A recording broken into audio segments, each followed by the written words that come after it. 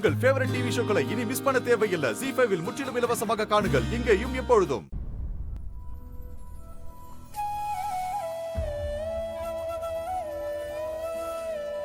இதுல 50 lakhsக்கு செக் எழுதிருக்கேன். இத வச்சு இனிஷியலா கல்யாணத்துக்கு என்னென்ன வேலைகள் இருக்கோ அதெல்லாம் பாருங்க. எங்க மரியாதையை விட்டுட்டு மாப்பிள்ளை வீட்டுல கை நீட்டி காசு வாங்கி எல்லாம் நடத்த முடியாது.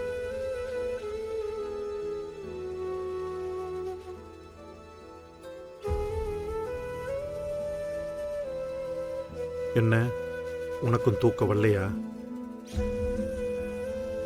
நம்ம தூங்காம என்ன ஆக போகுது? நடக்கிறதானே நடக்கும். கடவுள் ஏதாவது வழி காட்டுவார். கவலைப்பட்ட உடம்பு கேட்டு போகும். கடவுள் வழிகாட்டுவாருன்னா நீங்களும் நிம்மதியா தானே தூங்கணும். உங்க உடம்பு வீணா போறத என்னால பாத்துட்டு இருக்க முடியாதுங்க. நீங்களும் தூங்காம யோசிச்சுக்கிட்டே இருக்காதீங்க, தூங்குங்க.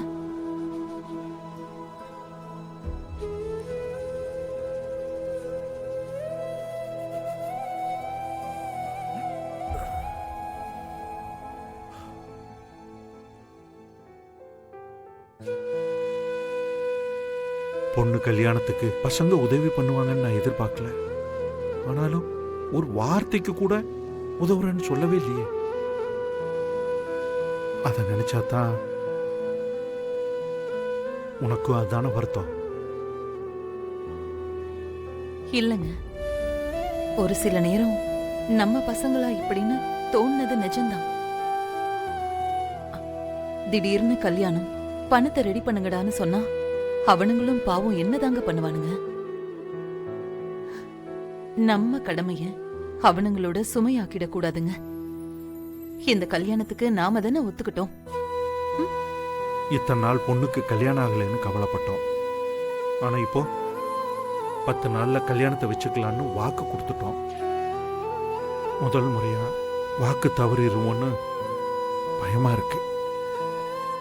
கடவுளா பார்த்து இப்படி ஒரு சம்பந்தத்தை அமைச்சு கொடுத்திருக்காருங்க. கண்டிப்பா அவரே ஒரு வழியும் காட்டுவாரு. நீங்க ஒன்னும் கவலைப்பட வேண்டிய அவசியமே இல்லைங்க. நான் தான் சொல்றேன்ல, நீங்க படுங்க, நிம்மதியா தூங்குங்க. எவ்வளவு கஷ்டத்திலையும் பொண்டாட்டி தட்டி கொடுக்கும்போது வர்ற தைரியம் வேற எதுலையும் கிடைக்காது லட்சுமி. நீங்க நிம்மதியா தூங்குங்க.